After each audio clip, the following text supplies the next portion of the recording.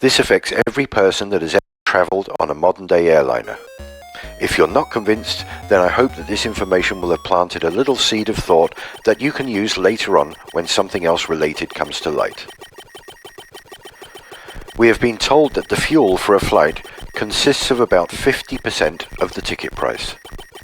We have accepted this information for many, many years. What if that information was wrong?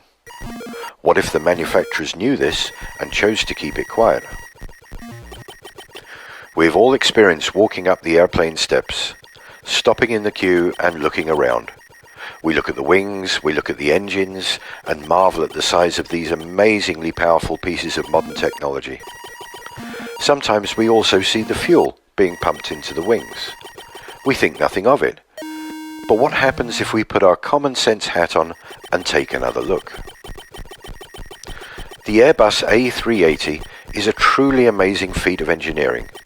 In a purely bums-on-seats configuration, this aircraft can take almost 900 passengers. A typical coach takes about 50 passengers, so the A380 can take approximately 18 coachloads of people. That's a lot of people.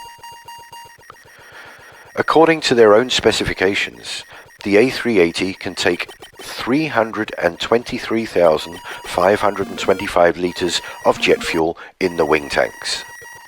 That works out at roughly 260 metric tons, or 130 tons of fuel in each wing. I'll let that sink in for a minute because that is very, very heavy. That is the same as 16 red London double-decker buses on each wing. Or to put it another way, a herd of 22 fully grown elephants on each wing. How does that sound to you? Pretty incredible, right? But you can look this information up in the specifications and check it for yourself.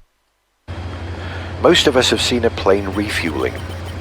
They connect one or two hoses underneath the wing, connect that to a pump on board a refueling truck, which then pumps the fuel from underground tanks.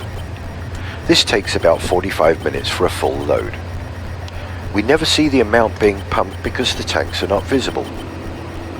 Let's make them visible and see how that looks. It would take 16 of these 20,000 litre trucks to fill the A380. Where does all this fuel go? In the wings, you say? Okay, let's take a look at the wings, and you tell me where you think it all goes. This is the A380 wing. Pretty huge. Let's put a fuel truck next to it. And another. And another.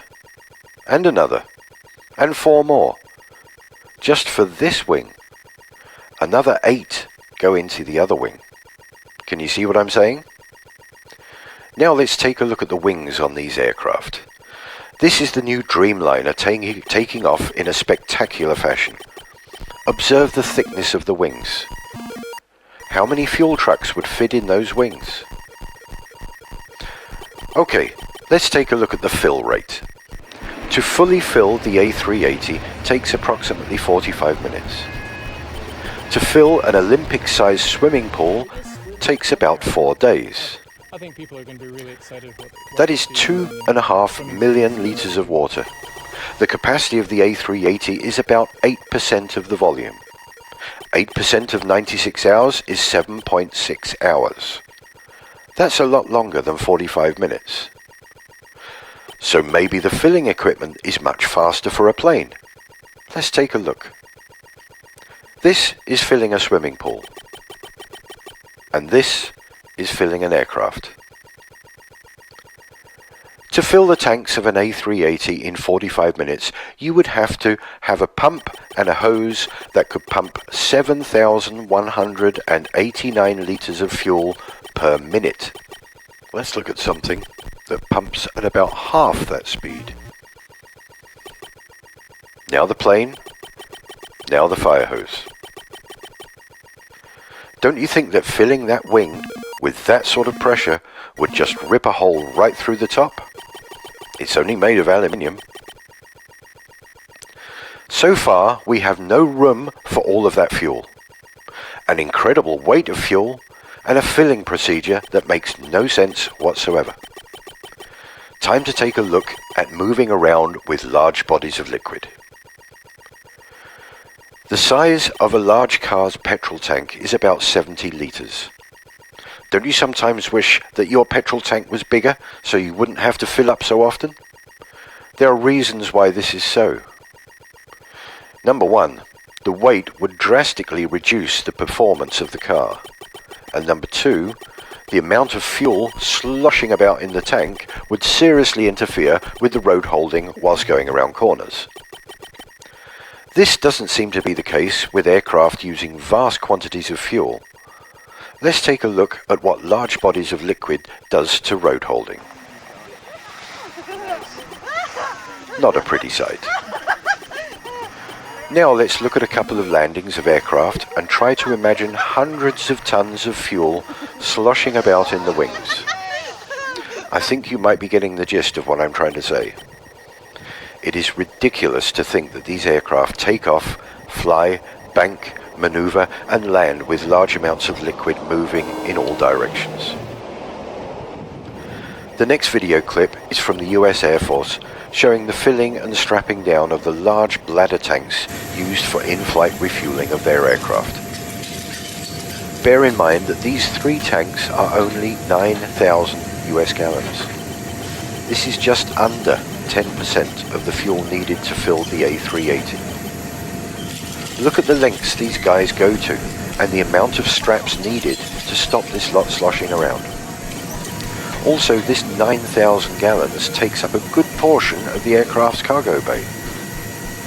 Where on earth would you fit 10 times this amount on an A380? Is it making sense to you yet? Let's move on to the workings of a modern fan turbine jet engine.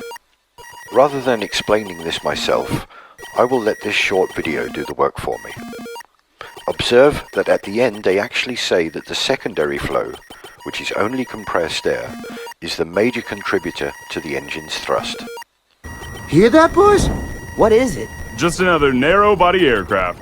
Hey, my atoms are shaking. Strange. It sounds far, but I bet my last proton that beast is much closer than you think. Hold on, people. It's a LEAP-powered aircraft. A leap into the unknown. What on earth is a leap? Something you sure haven't seen before. Everybody get ready. We're going in. Can someone please tell me what just happened? Sure. The engine makes a plane move forward. Thrust is produced by air being pulled in by the fan blades. Then this air is ejected at greater speed through the exhaust, creating the required pushing force. This is a principle of Newton's law. For every action, there is an equal and opposite reaction. So how is this possible?